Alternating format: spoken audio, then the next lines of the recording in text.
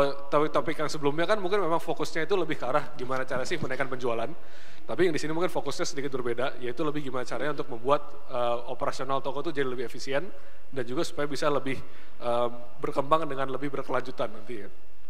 Harapannya tips-tips yang saya berikan sekarang itu nanti bisa membantu teman-teman penjual untuk mendapatkan margin yang lebih sehat lah dengan berjualan di Shopee. Oke, jadi mungkin sebelum saya mulai lebih ke menjelaskan konsepnya dulu secara garis besar, bahwa di mana sebenarnya kan kita sebagai teman-teman sebagai penjual itu kan pasti tujuannya mau mendapatkan net profit yang tinggi, benar kan? Tapi bagaimana untuk mendapatkan net profit yang tinggi itu pasti semua berawal dari revenue dulu kan, apa namanya, pemasukan, ya kan? Tapi pemasukan ini kan masih bahkan dikurangi banyak, COGS atau harga biaya bahan baku atau biaya produksi, dan nantinya akan perlu dikurangi juga dengan cost, dan cost operasional ini sebenarnya yang kalau tinggi yang akan membuat net profit itu nanti jadi rendah. Jadi fokus di sini adalah gimana cara kita bisa menekan dari biaya operasional cost. Oke, jadi kurang lebih ada 3 komponen operational cost di sini yang akan saya bahas, dan kurang lebih dari riset internal kita melihat bahwa kayak sebenarnya kebanyakan proporsi dari cost itu di penjual-penjual kebanyakan kurang lebih seperti ini, di mana yang paling tinggi itu biasanya di biaya karyawan yang bisa sampai 50%.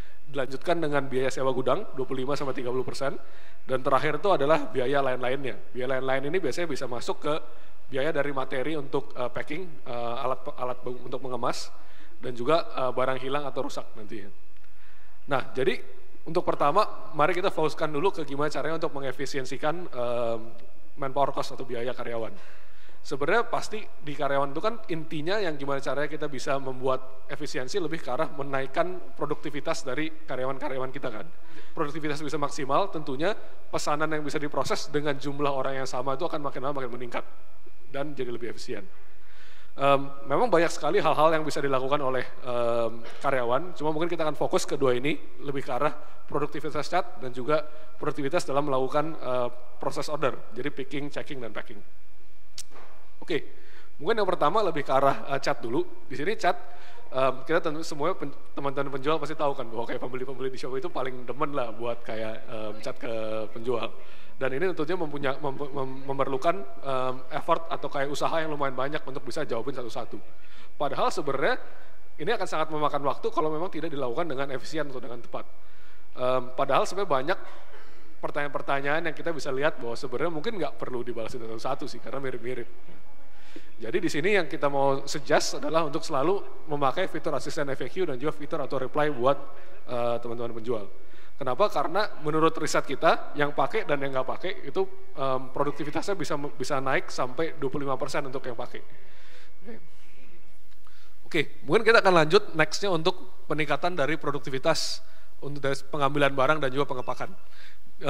Saya rasa di sini sebenarnya banyak yang bisa diimprove karena sekarang tuh banyak sekali aktivitas yang bisa dibilang kurang esensial lah dalam penyelesaian pesanan.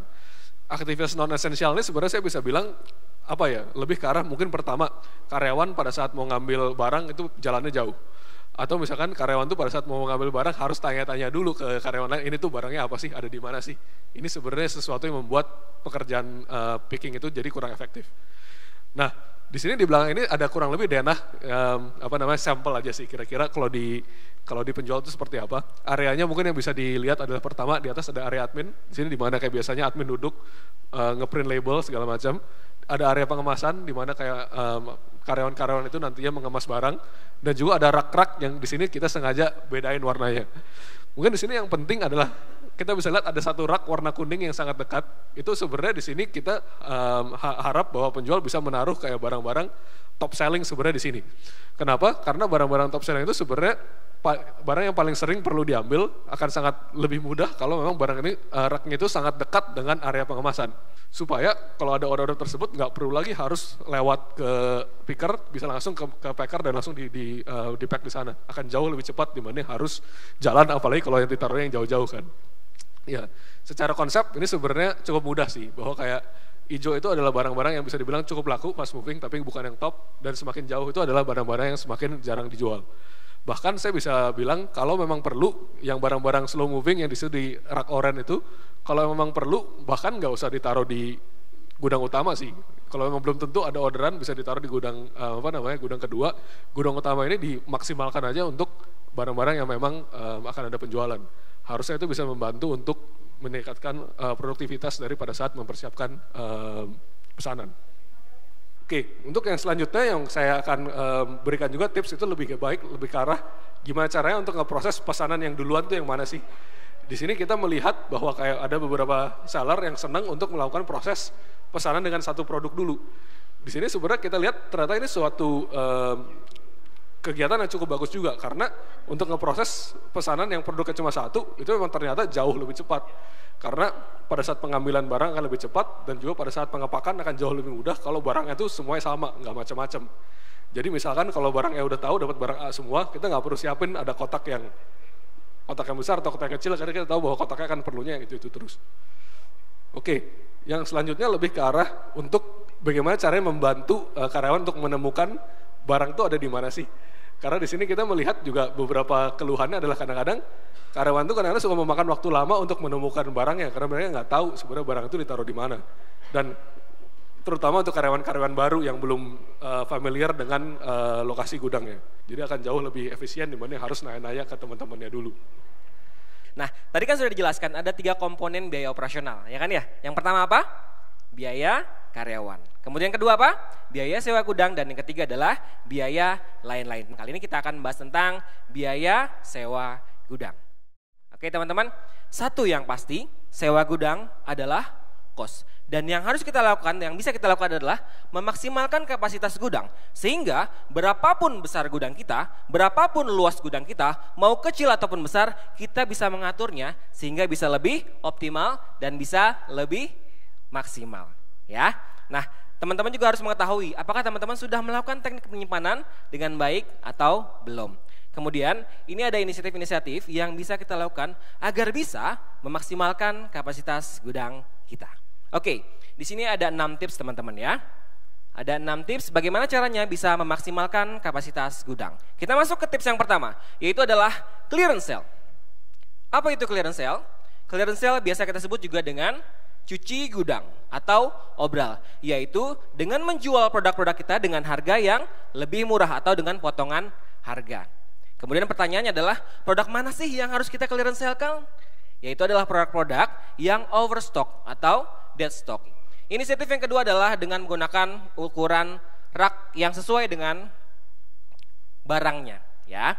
Ketika teman-teman memiliki barang yang besar, maka raknya siapkan yang besar. Ketika barang teman-teman kecil, maka siapkan rak yang kecil. Yang tidak efisien adalah ketika teman-teman menyiapkan rak yang besar untuk barang yang kecil. Kenapa? Karena nanti akan menyisakan space yang luas. Akhirnya apa? Akhirnya penyimpanan teman-teman, gudang teman-teman menjadi tidak optimal. Nah, di sini teman-teman bisa menggunakan 2 teknik. Teknik apa saja? Yaitu teknik racking dan teknik shelving. Apa itu?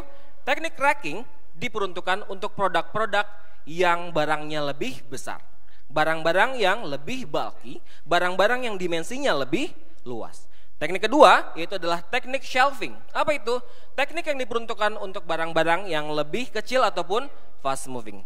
Oke, tips yang ketiga, teman-teman bisa berikan jarak yang cukup di antara rak, ya. Selain ukuran rak, jarak antar rak juga penting, teman-teman. Tujuannya untuk apa? Tujuannya untuk memudahkan mobilitas dan pergerakan dari teman-teman pengambil barang. Karena apa? Karena jarak yang terlalu sempit, jarak yang terlalu dekat akan menyulitkan proses pengambilan barang tersebut. Kemudian jarak yang disarankan seperti apa? Jarak rak yang disarankan adalah selebar bahu orang dewasa. Kemudian tips yang keempat adalah dalam rak yang bertingkat, tempatkan stok pada level yang sejajar. Memang rak yang tinggi akan membuat kita bisa menyimpan barang lebih banyak. Namun akan ada kendala dalam proses pengambilannya, ya, terutama untuk level yang lebih di atas. Maka disarankan teman-teman bisa meletakkan barang-barang yang laku ataupun fast moving di level yang menengah, ya, di level yang menengah. Kemudian juga teman-teman bisa meletakkan barang-barang yang kurang laku baru di level yang lebih di atasnya, ya. Kemudian teman-teman bisa pertimbangkan juga nih, untuk maksimal tinggi rak itu bisa dijangkau dengan berjinjit. Karena apa? Karena kalau terlalu tinggi maka harus diambil dengan tangga. Kalau diambil dengan tangga maka akan ada proses yang terhambat waktunya dalam mengambilnya. Dan juga akan meningkatkan potensi kecelakaan kerja. Oke, yang kelima, tempatkan SKU dalam box dan box dapat ditumpuk secara vertikal. Jadi ini teman-teman bisa meletakkan barang-barang teman-teman yang dimensinya lebih kecil ke dalam box ataupun keranjang. Kemudian keranjang atau box tersebut disusun secara vertikal dalam rak. Cuman ada satu yang teman-teman perlu perhatikan. Apa itu? Material dari box tersebut atau material dari keranjang tersebut. Ya, pastikan agar tidak mudah penyok. Lanjut, inisiatif yang keenam adalah memberikan label secara besar dan jelas. Oke, jadi teman-teman bisa gunakan teknik ini dengan menggunakan kode barangnya atau nama barangnya dan ditulis dan diletakkan, ditempel di raknya atau di boxnya. Tujuannya untuk apa? Tujuannya adalah agar mempermudah dalam proses pengambilan barang tahu nih, ya. Kemudian teman-teman juga bisa nanti mempermudah proses reload barang ataupun saat stock opnam tadi. Setelah kita berbicara tentang biaya sewa gudang, selanjutnya kita akan berbicara tentang biaya lain-lain. Ya, kalau kita berbicara biaya lain-lain di sini, maka akan ada banyak sekali komponen yang akan kita bahas. Contoh saja, air, listrik, ya, kebersihan, keamanan dan lain sebagainya. Namun, pada kesempatan kali ini kita akan memfokuskan pada inisiatif-inisiatif yang bisa kita lakukan untuk meminimalisir kerugian. Ya, kemudian apa sajakah yang bisa kita lakukan? Yang pertama adalah dengan melakukan track akurasi picker dan packer. Ya, kemudian yang kedua adalah dengan melakukan monitoring pengembalian barang. Teman-teman bisa melakukan monitoring pengiriman barang di tab pengiriman gagal. Mari kita pahami dulu apa yang disebut dengan pengiriman gagal. Perhatikan teman-teman, pengiriman gagal itu terjadi ketika pihak jasa kirim tidak berhasil mengirimkan paketnya kepada pembeli, ya. Baik itu karena masalah COD, pembeli tidak mau menerima, baik itu karena masalah salah alamat, request dan lain sebagainya tentang masalah pengiriman. Dan kalau itu terjadi, maka paket akan kembali ke kita. Nah, mari kita lihat dulu bagaimana cara membuka tab pengiriman gagal ini. Teman-teman silakan buka Seller Center, kemudian buka pengiriman saya, kemudian buka tab pengiriman gagal di pojok kanan atas. Nah, manfaatnya apa sih? Kenapa kita harus memonitoring pengiriman barang ini? Manfaat yang pertama, perhatikan teman-teman, keuntungannya adalah melihat status setiap pengembalian barang ke penjual. Ya, sekali lagi, keuntungannya ini adalah untuk melakukan tracking barang yang kembali kepada kita. Keuntungan yang kedua adalah penjual dapat menyortir barang yang dapat dijual kembali berdasarkan barang yang kembali. Sekali lagi, ketika barang tersebut kembali sama kita, kita bisa melihat apakah produk tersebut dalam keadaan baik, apakah produk tersebut dalam keadaan utuh. Kalau baik dan utuh, maka kita bisa menjualnya kembali. Oke, yang ketiga, keuntungan yang ketiga adalah penjual dapat mengetahui barang yang tidak dapat dijual kembali karena rusak atau hilang, ya, dan perlu diklaim. Ya. Nah, kalau misalkan ini terjadi sama teman-teman, maka yang perlu teman-teman lakukan adalah menghubungi pihak jasa kirim untuk melakukan klaim. Ini adalah fitur terbaru atau program terbaru dari Shopee. Rekan-rekan Shopee Seller, perkenalkan, ini adalah program asuransi pengiriman Shopee. Ya, teman-teman, kita sepakat ya bahwa dalam berbisnis pasti ada memiliki resiko. Resiko dari hal-hal yang tidak bisa diperkirakan, yang akan membuat biaya operasional kita meningkat. Ya kan? Nah, dan ini adalah salah satu inisiatif yang bisa kita lakukan untuk menekan biaya tersebut. Ya kan? Nah, berbicara tentang asuransi, kita sepakat bahwa asuransi bisa disebut dengan proteksi. Proteksi dari apa? Proteksi dari yang kita sebut dengan kemungkinan produk yang hilang ataupun rusak yang dilakukan oleh jasa kirim. Teman-teman, ini berbeda dengan layanan asuransi jasa kirim ya. Tahu ya bedanya ya? Kalau layanan asuransi jasa kirim, maka kalau kita mau mengaktifkannya, maka kita harus menghubungi pihak jasa kirim. Tapi untuk program asuransi yang ini, maka kita cukup perlu mengaktifkan di mana? Di Seller Center. Keuntungannya adalah pertama, preminya yang rendah. Hanya 0,5% dari harga jual akhir. Harga jual akhir adalah harga asli produk dikurangi diskon penjual dikurangi voucher penjual. Keuntungan yang pertama. Keuntungan yang kedua adalah pertanggungannya hingga 100% dari harga jual akhir. Ya, dengan nilai maksimum pertanggungannya adalah 100 juta rupiah per paket. Keuntungan yang ketiga adalah proses klaim yang mudah tanpa pengisian formulir apapun, karena nanti akan dibantu oleh tim Shopee untuk dihubungkan ke tim asuransinya. Ya, untuk pelayanannya 13 hari kerja untuk barang hilang dan 6 hari kerja untuk barang yang rusak. Kemudian keuntungan yang keempat adalah fleksibilitas untuk menentukan barang yang ingin diasuransikan. Kenapa? Karena kita tinggal mengaktifkannya hanya dengan di Seller Center. Nah, ini adalah contoh kasus, sebuah ilustrasi. Bayangkan, kita menerima orderan sebuah TV ya dengan harga 2 juta sebagai harga jual akhir. Dengan ongkos kirimnya Rp15.000. Kita kirimkan paket tersebut. Kemudian di jalan terjadi sesuatu dan akhirnya rusak. Ya, kemudian kita melakukan klaim. Ada 2 skenario yang mungkin terjadi di sini. Apa itu? Ketika kita melakukan klaim, skenario pertama adalah ketika kita tidak menggunakan asuransi. Kalau kita tidak menggunakan asuransi, maka nilai penggantiannya hanya 10 kali ongkos kirim, di mana ongkos kirim ini adalah kebetulan 15.000, maka nilai penggantiannya Rp15.000. Oke? Kemudian yang kedua adalah ketika teman-teman membeli asuransi, maka nilai penggantiannya itu full ya. Artinya teman-teman tahu ya mana yang bermanfaat, mana yang bisa teman-teman gunakan untuk meminimalisir kerugian. Kalau gitu sekali lagi kita ucapkan terima kasih. Saya Iman Hakiki dan juga saya Astri Ovi. Mengucapkan terima kasih atas hadirnya serta antusiasme semua Shopee Sellers. Mohon maaf jika ada salah kata maupun perbuatan. Sampai jumpa lagi di acara Shopee Seller Conference berikutnya. Sampai jumpa dan selamat siang. Bye-bye. Ih, sebel. Kenapa? Butuh banyak transfer bank, biayanya mahal. Tenang, di Cbank biaya transfer gratis. Transfer lebih untung di Cbank. Nabung lebih untung di Cbank. Bunga tinggi hanya di Cbank. Lebih untung di Cbank.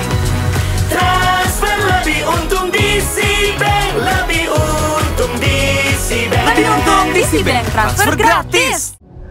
Dark spot pada wajah susah hilang.